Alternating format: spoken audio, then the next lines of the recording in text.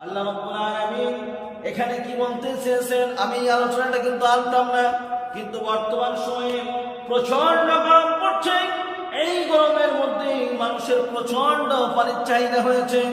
এতটা পরিমাণে গরম, এতটা পরিমাণে সূর্যের উত্তপ্ত 40 থেকে প্রায় 45 ডিগ্রি সেলসিয়াস যে তাপমাত্রা পূর্বে আপনার 70 বছরের ইতিহাসে এখনো পর্যন্ত কিরকম এইরকম তাপমাত্রা এখনো পর্যন্ত হয় নাই। কথা ঠিক না বেঠে? তাহলে পরে আল্লাহ তাবারক ওয়া তাআলা সেই তাপমাত্রা এতটা কেন বেশি দিলেন? আল্লাহ তাবারক ওয়া তাআলা পৃথিবীটাকে সুন্দরভাবে সাজিয়েছেন, সুন্দরভাবে গুছিয়েছেন। গোছানোর পরে আল্লাহ তাবারক ওয়া তাআলা কোথায় কি কিরকম ভাবে প্রয়োজন সমস্ত প্রয়োজনগুলি আল্লাহ তাবারক ওয়া তাআলা বলে দিয়েছেন। কিন্তু বর্তমান সময়ে আমরা যে উত্তপ্তর মুখী, কারণটা কি? আমরা নিজেদের দোষেই কিন্তু নিজেরাই আমরা পতিত হয়েছি। আল্লাহ পাক সে কথাও বলছেন, মা আসাবাকুম মিন মুসিবাতিন ফাবিমা কাসাবাত আইদিকুম ওয়া ইয়াফু আন কাসীর। আল্লাহ পাক বলেন, তোমাদের উপরে যে সমস্ত আসমান থেকে যে সমস্ত গজবগুলি আসে, যে সমস্ত বিপদ আপদগুলি আসে, বা জমিন থেকে যেগুলি আসে, এগুলা তোমাদের নিজেদের কামাই করা, যার কারণ থেকে আপনি আমি বিপদের সম্মুখীন হই, যার কারণ থেকে আমরা বিপদ আপনাকে আমাকে ধরে। এই জন্য আপনাকে আমাকে এই যে প্রাকৃতিক যে সৌন্দর্য রয়েছে, এই সৌন্দর্যকে আপনাকে আমাকে বজায় করা লাগবে। বর্তমান সময়ে যে সমস্ত বিজ্ঞানীরা রয়েছে, যারা ভূতত্ত্ব বিজ্ঞানী বা যারা আপনার এই সমস্ত বিষয়ে যে সমস্ত বিশেষজ্ঞরা রয়েছেন, তারা বলছেন এখন বর্তমান সময়ে বেশি বেশি করে আপনারা গাছ লাগান। যদি গাছ না লাগান তাহলে পরে আপনার উত্তপ্ত রোদের তাপমাত্রা আরো বেশি হবে। আর যদি গাছ বেশি লাগানো যায় তাহলে পরে কিন্তু এই তাপমাত্রা অনেকটাই কমে যাবে। আল্লাহ তাবারক ওয়া তাআলা এই প্রাকৃতিক দিয়ে যে দিয়েছেন, এই প্রাকৃতিক সৌন্দর্যকে ঠিক রাখা তাই দায়িত্ব আপনার আমার। আজ থেকে ভারতবর্ষ প্রায় 70 বছর আগে স্বাধীন হয়েছে। সেই সময় ভারতবর্ষে আপনার মাত্র 43 থেকে 44 কোটি মানুষ বসবাস করত। বর্তমান সময়ে এখন আপনার প্রায় 142 থেকে 43 প্রায় মানুষের তখনকার জনসংখ্যা আর এখনকার জনসংখ্যার মধ্যে পার্থক্য কতটা? পার্থক্য তখনকার তুলনায় এখন দ্বিগুণ হয়েছে। আর তখন অনেক পরিমাণে গাছ ছিল, কিন্তু এখন সেই পরিমাণে গাছ নাই। আর তখন মানুষ কম ছিল, আর এখন মানুষ বেশি হয়েছে, গাছ কমে গেছে। তাহলে প্রাকৃতিক দুর্যোগ তো আপনার আমার উপরে অবশ্যই আসবে। এই জন্য আপনাকে আমাকে এই প্রাকৃতিক দুর্যোগ থেকে বাঁচার জন্য আল্লাহ তাবারক ওয়া তাআলার যে নিজাম রয়েছে, আল্লাহ পাকের যে প্রাকৃতিক ক্ষমতা রয়েছে, এই ক্ষমতাতে কোনো রকমের অপারেশন করা যাবে না। আল্লাহ তাবারক ওয়া তাআলা সেই কথাকে সুন্দরভাবে বোঝাচ্ছেন, والله أنزل من السماء ماء فأحيا به الأرض بعد موتها। আল্লাহ পাক বলেন, ওই আসমান থেকে আমি আল্লাহ পাক পানি বর্ষণ করি, আর পানি বর্ষণ করার পরে ওই মৃত্যু মাটিটি আপনার গুনগুন হয়ে পড়ে। পড়ার পরে ওই মাটিটা যখন সম্পূর্ণ পানি পেয়ে গেল, পানি পেয়ে যাওয়ার পরে মাটি আবার নতুন ভাবে সজীব হয়ে যায়। যেরকম ভাবে একজন নববধূ বিয়ে শাদী হওয়ার পরে বাচ্চা নেওয়ার জন্য যেরকম ভাবে প্রস্তুতি গ্রহণ করে, ঠিক ওই রকম ভাবে মাটিও কিন্তু এরকম ভাবে তার উপরে যে সমস্ত বৃক্ষ তরুণতা রয়েছে, সেই সমস্ত তরুণতাগুলি মাটি যেমনি সজীব হয়ে গেল, ওই গাছপালাগুলি যেগুলা মরাই পরিণত হয়ে গিয়েছিল, রোদের উত্তপ্তে সে মরাই পরিণত হয়ে গিয়েছিল। কিন্তু আল্লাহ পাক যেমনি আসমান থেকে রহমতি বর্ষণ করলেন, অমনি বর্ষণ হওয়ার সঙ্গে সঙ্গে আল্লাহ পাক সেইখান থেকে মৃত্যু জমিন থেকে আবার গাছপালা বৃক্ষগুলিকে আবার নতুন করে আল্লাহ রাব্বুল আলামিন তাকে সুন্দরভাবে তার জান এবং প্রাণ দিয়ে, তার ডালপালা দিয়ে সুন্দরভাবে নতুন ভাবে আপনার আর সেইখান থেকে আপনার নতুন ভাবে পাতা অঙ্কুরিত হলো এবং সেই সমস্ত পাতাগুলি কত সুন্দর আপনি আমি যদি লক্ষ্য করি তাহলে পরে বুঝতে পারবো আল্লাহ তাবারক ওয়া তাআলা তার সৃষ্টির নৈপুণ্যতার মধ্যে কত সৌন্দর্য রয়েছে। এই সমস্ত জিনিসগুলি মানুষ তো চিন্তা ভাবনা করে না, কিন্তু আল্লাহ তাবারক ওয়া তাআলা বলতেছেন যে সমস্ত মানুষরা এটা নিয়ে চিন্তা ভাবনা করে তাদের ব্যাপারে কি বলেন, ইন্না ফি যালিকা লাআয়াতান লিকাওমিন ইয়াসমাউন। আল্লাহ পাক বলেন ওই সমস্ত জাতির জন্য, ওই সমস্ত সম্প্রদায়ের মানুষের জন্য আল্লাহ তাবারক ওয়া তাআলা কি করেছেন, তারা একটা সবর করবে। আল্লাহ তাবারক ওয়া তাআলা সেই সমস্ত জাতিদেরকে বলছেন তাদের জন্য পৃথিবীতে সফলতা, এটা হলো তাদের জন্য নিদর্শন। যারা এটাকে মানবে আর যারা এটাকে মানবে না তাদের জন্য এখানে কোনো শিক্ষা নাই, মানবে ওয়ালাদের জন্য এর মধ্যে আপনার শিক্ষা রয়েছে। আল্লাহ তাবারক ওয়া তাআলা পৃথিবীকে সুন্দরভাবে সাজালেন গোছালেন, আর আল্লাহ পাক একটা নিদর্শন দিয়ে আল্লাহ পাক মানুষকে বোঝাতে চেয়েছেন, তোমরা যদি এই সমস্ত নিদর্শনগুলি দেখি, তোমরা যদি আমাকে মানো, তাহলে পরে তোমাদের দুনিয়ার জীবন, তোমাদের সাকসেসফুল সফলতা আর পরকালের জীবন যেটা আছে সেই জীবন যেটা অনন্ত অনন্তকালের জীবন, যে জীবনের শুরু আছে সেই জীবনেও তোমাদের জন্য সফলতা। বান্দারে সৃষ্টিকে দেখা যায়, স্রষ্টাকে দেখা যায় না। সৃষ্টিকে দেখে স্রষ্টাকে চিনতে হয়, রবকে চিনতে হয়, পরিবারকে চিনতে হয়। আল্লাহ পাকের নিদর্শনগুলি আমরা দেখব, আর দেখার পরে আমরা আল্লাহ পাককে আমরা চিন্তা ভাবনা করে সেই আল্লাহর স্বীকৃতি আমরা দিব ইনশাআল্লাহ। আল্লাহ তাবারক ওয়া তাআলা আবার ৬৫ নম্বর আয়াতের পরে ৬৬ নম্বর আয়াতে আল্লাহ পাক বলেন এটা তো আসমান থেকে মাটিতে পানি বর্ষণ করার একটা নিদর্শন। আর ২ নম্বর নিদর্শন আল্লাহ পাক কি বলেন, ওয়া ইন্না লাকুম ফিল আনআমি লাইবরা নুসকিকুম মিম্মা ফি বুতুনিহি মিন বাইনি ফারসিন ওয়া দামিন লাবানান খালিসান সাইগান লিশ-শারিবিন।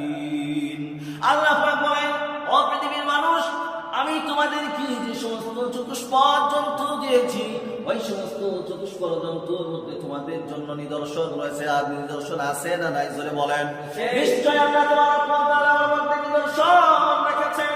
আল্লাহ তাবারক ওয়া তাআলা তাই বলতেছেন, ওয়া ইন্না লাকুম ফিল আনআমি লাইবরা, নিশ্চয় তার মধ্যে তোমাদের জন্য চতুষ্পদ জন্তুগুলির মধ্যে নিদর্শন রয়েছে। নুসকিকুম মিম্মা ফি বুতুনিহি মিন বাইনি ফারসিন ওয়া দামিন লাবানান খালিসান সাইগান লিশ-শারিবিন। আল্লাহু আকবার। আল্লাহ তাবারক ওয়া তাআলা বলতেছেন তোমরা যে সমস্ত গবাদির পশুর মধ্যে থেকে তোমরা দুধ পান করো, সেগুলো কি একবারও চিন্তা ভাবনা করেছো? যে সমস্ত গবাদি পশু তোমরা দুধ পান করো সেগুলো হলো খালিস দুধ, যে দুধের মধ্যে কোন রকমের ভেজাল নাই। পৃথিবীতে অনেক কিছুর মধ্যে ভেজাল হতে পারে, কিন্তু দুধ এমন একটা খাদ্যদায়ক প্রাণী আপনার আমার জন্য আল্লাহ পাক তৈরি করেছেন, যার মধ্যে আপনার পিপাসা নিবারণ হবে, যার মধ্যে ভিটামিন রয়েছে। পৃথিবীতে এমন কোন খাবার নাই একটা খাবারের মধ্যে সর্বগুণে গুণান্বিত আছে, এরকম নাই। আল্লাহ পাক বলতেছেন আমি এমন একটা তোমাদেরকে খাদ্য দিলাম যেটা খেলে পারে তোমার পৃথিবীতে কোনো খাওয়ার প্রয়োজন নাই। একটা বাচ্চা ছেলেকে আমরা দেখেছি কি দেখি না, সেই বাচ্চাটা যেদিন থেকে মায়ের গর্ভে থেকে দুনিয়াতে আসি ২ থেকে ২.৫ বছর পর্যন্ত মায়ের স্তরে দুধ পান করে কি করে না? ও মুসলমান ভাইরা, আপনাদেরকে আমি বলতে চাই আল্লাহ রাব্বুল আলামিন বলছেন সেই মায়ের দুধের মধ্যে অনেক রকমের ভিটামিন রয়েছে, তার মধ্যে গ্লোবিন রয়েছে, তার মধ্যে প্রতিষেধক রয়েছে। আল্লাহ পাক বলছেন যদি একটা মায়ের দুধের মধ্যে যদি ওইরকম উপকারিতা থাকে, আমি আল্লাহ পাক সেরকম ভাবে গবাদি পশুর দুধের মধ্যেও ওই রকম ভাবে আমি উপকারিতা দান করেছি। সুবহানাল্লাহ। আল্লাহ তাবারক ওয়া তাআলা বলছেন তোমাদেরকে যে গবাদি পশুর মধ্যে থেকে যে সমস্ত দুধ তোমাদেরকে পান করায়, একবারও কি চিন্তা করেছো? একবারও কি তোমরা ভেবে দেখেছো কেমনে ভাবে দুধটা আসলো? আল্লাহ পাক বলেন ওই গবাদি পশুগুলিকে আমি ঘাস খাওয়াই, আর ঘাস খাওয়ার পরেই আমি আল্লাহ তাবারক ওয়া তাআলা ওই ঘাসের মধ্যে থেকে তিনটা আমি আবার আলাদা আলাদা করে স্তর করে দিই। আমরা চিন্তা করেছি ঘাস গরুটা খেলো, আর ঘাসটা খাওয়ার পরে ওটাকে আল্লাহ তাবারক ওয়া তাআলা ঘাস থেকে তিনটা উপাদান তৈরি করলেন। কয়টা উপাদান? শুনে বলেন, তিনটা উপাদান তৈরি করলেন। এক নম্বরে আল্লাহ তাবারক ওয়া তাআলা, প্রথম নম্বরে আল্লাহ তাবারক ওয়া তাআলা ঘাসটাকে খাওয়ানোর পরে আল্লাহ তাবারক ওয়া তাআলা সেই গবাদি পশুটার আপনার স্টমাকের মধ্যে গেল। স্টমাকে যাওয়ার পরে সে হজম করলো। হজম করার পরে সেইখান থেকে একটা আপনার গোবর পরিণত হলো। আর দ্বিতীয় নম্বরে সেই গোবর থেকে আল্লাহ তাবারক ওয়া তাআলা রক্ত তৈরি করলেন। গবাদি পশু আপনার ওই গোবর এবং রক্তর মাঝখান থেকে আল্লাহ তাবারক ওয়া তাআলা তিন নম্বরে যেটা তৈরি করলেন সেটা হলো দুধ তৈরি করলেন। যে দুধটা আল্লাহ তাবারক ওয়া তাআলা খাঁটি এবং বিশুদ্ধ দুধ আল্লাহ তাবারক ওয়া তাআলা তৈরি করলেন। ও পৃথিবীর মানুষ, আপনাদেরকে জিজ্ঞাসা করতে চাই যে আপনারা ওই গরুটাকে যদি আপনারা জবাই করেন, আর করার পরে যেখানে তার স্তর রয়েছে তার একটু উপরে যদি আমরা দেখি, সেখানে দেখতে পাবো গোবর, আর তার সাথে সাথে রক্ত, দুধ কিন্তু দেখা যেমন। তার একটু নিচে যদি আসি তাহলে পরে দেখবো তার স্তনের কাছে দুধও দেখতে পাবো এবং সেখানে আপনার রক্তও দেখতে পাবো। কিন্তু আল্লাহ তাবারক ওয়া তাআলা যখন সেই বাটের ফিল্টারের মধ্যে দিয়ে আল্লাহ তাবারক ওয়া তাআলা যখন বান্দারা যখন সেটাকে দুধ দোহন করলো, করার পরে সেটা স্বচ্ছ এবং সাদা এবং পরিষ্কার পরিচ্ছন্ন দুধ দোহন করলো। এবং সুবহানাল্লাহ, আল্লাহ তাবারক ওয়া তাআলা তাই বলতেছেন, ও আমার বান্দারা, তোমাদের জন্য এর মধ্যে শিক্ষা রয়েছে কি রয় নাই? এর মধ্যে আমি আল্লাহ তাবারক ওয়া তাআলা তোমাদের অনেক কিছু শিক্ষা দিয়েছি। এই সমস্ত জিনিসগুলিকে দেখো, আর দেখার পরে তোমাদের যে স্রষ্টা, তোমাদের যে রব, তোমাদের যে পরিপালক, এই সমস্ত সৃষ্টির মধ্যে থেকে তোমরা সৃষ্টিকে চিনে নাও, স্রষ্টাকে চিনে নাও।